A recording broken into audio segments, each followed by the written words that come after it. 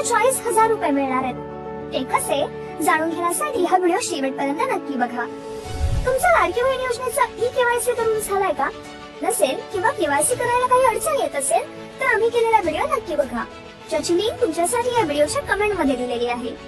हा व्हिडिओ तर तुम्ही बघाच, पण त्या व्यतिरिक्त लाडक्या बहिणींना 40,000 रुपये कसे मिळणार आहेत हे जाणून घेऊयात.